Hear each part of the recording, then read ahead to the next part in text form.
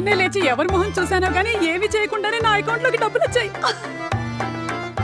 Bank details, 10 గ్రాములకి పైగానే నేను gold కొనుక్కోవచ్చు. ఓటీపీ 1,20,000 నా అకౌంట్ లోకి రాగానే మా ఆయనకి ఫోన్ చేసి సర్ప్రైజ్ చేస్తాను. అయ్యో అయ్యో, ఏంటిది? నా అకౌంట్ లోకి డబ్బులు రావడం కాదు, నా అకౌంట్ లోంచి 4,20,000 పోయాయి. ఇలా ప్రలోభ పెట్టేటువంటి మెసేజెస్, కాల్స్ వచ్చినప్పుడు ఆతృతపడి రిప్లైలు, ఓటీపీలు ఇవ్వకండి. ఇలాంటి సైబర్ స్కామ్లని తిప్పి కొట్టి చెప్పండి నో.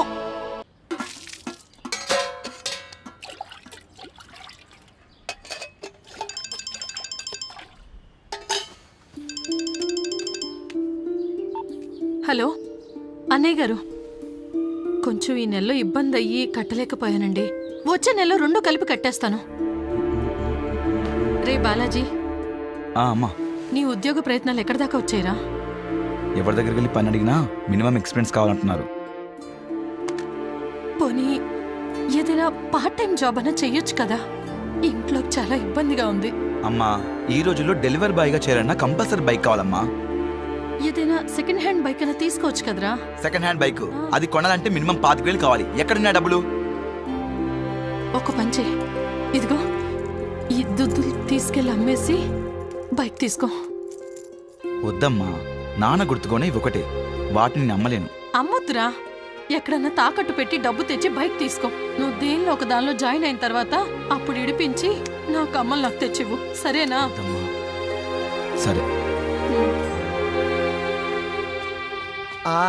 ఈ బైక్ చూడరా మామయ్య, NS 200 చాలా బాగుంది. ఒక నిమిషం ఫోన్ చేస్తా.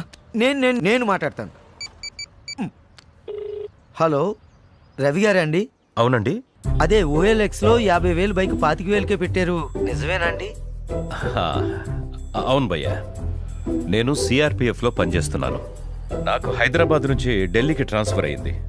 నేను 3 డేస్లో వెళ్ళిపోవాలి. అందుకే బైక్ అర్జెంటుగా అమ్మేయాల్సి వస్తుంది. మీకు కావాలంటే ఇమ్మీడియట్గా అడ్వాన్స్ పే చేయండి. బైక్ కోసం నంబర్ ఆఫ్ కాల్స్ వస్తున్నాయి. భయ్యా కావాలి భయ్యా, ఇప్పుడే డెలివరీ చేస్తారా? ఇప్పుడు కొంచెం నేను బిజీగా ఉన్నాను భయ్యా. ఒక 10,000 పే చేస్తే ఈరోజు సాయంత్రమే మీకు పార్సల్ చేస్తాను. ప్రూఫ్ కోసం నా ఆధారు, నా జాబ్ ID సెండ్ చేస్తాను.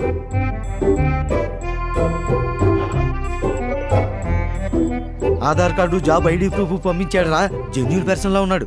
మళ్ళీ మిస్ అయిపోతాము. ముందు డబ్బులు ట్రాన్స్ఫర్ చేసేయి. 10,000 కొట్టే చెప్తాను నా నెంబర్కి. కుట్టు. ఓకే,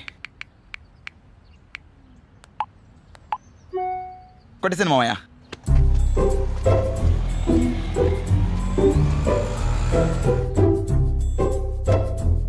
భయ్యా, సార్ రవి గారు, మాది CRPF కాబట్టి మా బండి CRPF క్యాంటీన్ నుంచి బయటికి రావాలంటే దానికి 5,000 పే చేయాలి. సరే సార్, ఓకే సార్. మనకు బండి కావాలి, ఎలాగో డబ్బులు పే చేయాలి కదా, ఇంకో 5,000 కదా, కొట్టే.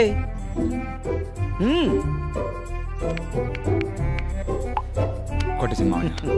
ఇప్పుడు మామయ్య ఒక నిమిషం. మామయ్య బైక్ అతను మాట్లాడు. సార్, నేను ఇప్పుడే బండి పార్సల్ చేయించాను. 2 రోజుల్లో మీరు ఇచ్చిన అడ్రస్కి వచ్చేస్తుంది. డెలివరీ అక్నాలెడ్జ్మెంట్ వాట్సాప్ చేస్తాను. ఇమ్మీడియట్ గా బ్యాలెన్స్ అమౌంట్ సెండ్ చేయండి. Okay sir, thank you sir. మామయ్య బైక్ పార్సల్ చేశారంట. ఇది రిసిప్ట్ కూడా పంపించారు. ఆ మిగిలిన బ్యాలెన్స్ కూడా కొట్టేమన్నారు. అమ్మయ్యా,